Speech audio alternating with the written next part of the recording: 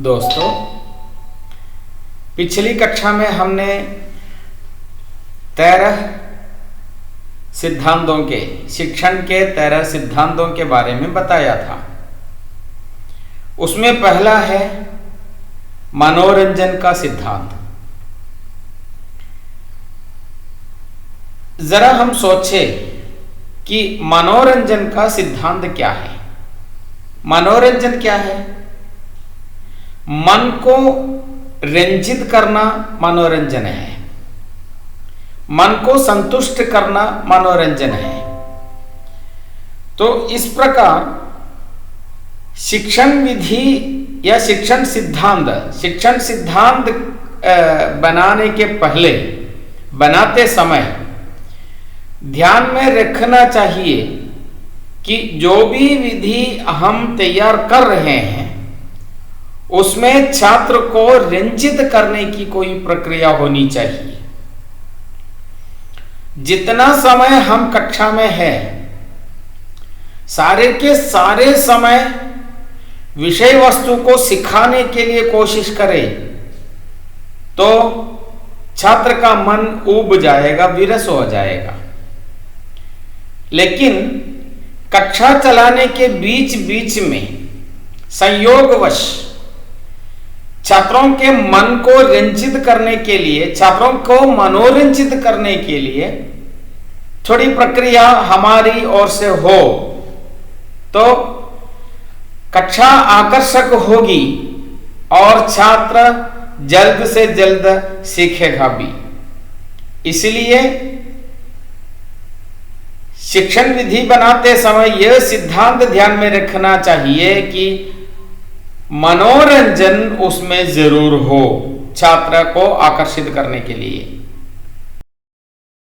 दूसरा है रुचि का सिद्धांत। शिक्षण की प्रक्रिया प्रभावशाली बनाने के लिए छात्र के अंदर विषय वस्तु के प्रति रुचि पैदा होनी चाहिए। यह रुचि कैसे पैदा होगा? रुचि पैदा होने के लिए सबसे अहम बात, सबसे मुख्य बात यह है कि छात्र को लगना चाहिए कि निर्दिष्ट विषय उसके जीवन से संबंधित है। उसे सीखने से मेरे जीवन में कुछ लाभ है। इसी से ही रुचि पैदा हो जाती है।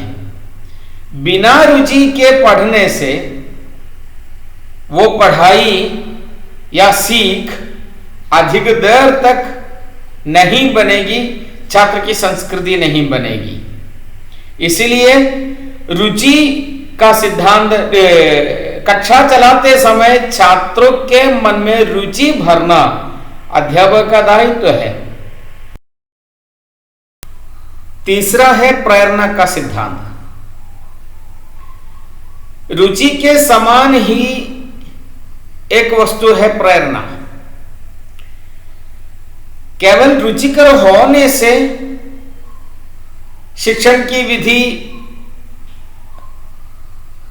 आकर्षक होने की संभावना नहीं है, बल्कि उसके साथ अध्यापक की प्रेरणा भी हो।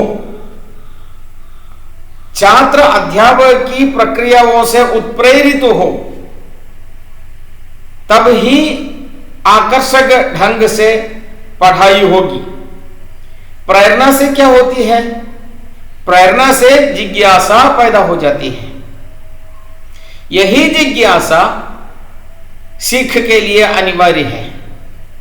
खासकर विज्ञान के क्षेत्रों में अगला क्या है, आगे क्या हुआ, कोई कहानी सुनते समय अध्यापक प्रेरणा डाल देते हैं और छात्र के मन में जिज्ञासा बन जाती है कि आगे क्या होगा, कहानी का अंत क्या होगा। यह जिज्ञासा पैदा करने से प्रेरणा हो जाती है, प्रेरणा से जिज्ञासा हो जाती है, माफ कीजिएगा, प्रेरणा से जिज्ञासा बन जाती है। तो वो सीख के लिए एक अनिवार्य विषय है। इसलिए अध्यापक का काम है छात्र को विषय वस्तु कोई कुछ भी हो, गणित हो, विज्ञान हो, भाषा हो, सामाजिक शास्त्र हो, कुछ भी हो, लेकिन प्रेरणा देना अध्यापक का काम है। इसी प्रेरणा से ही कक्षा सुचारू बन जाती है और आकर्षक बन जाती है, छात्र का मन विरस नहीं होता। बाकी हम अगली कक्षा में देखेंगे। तब तक नमस्कार, धन्यवाद।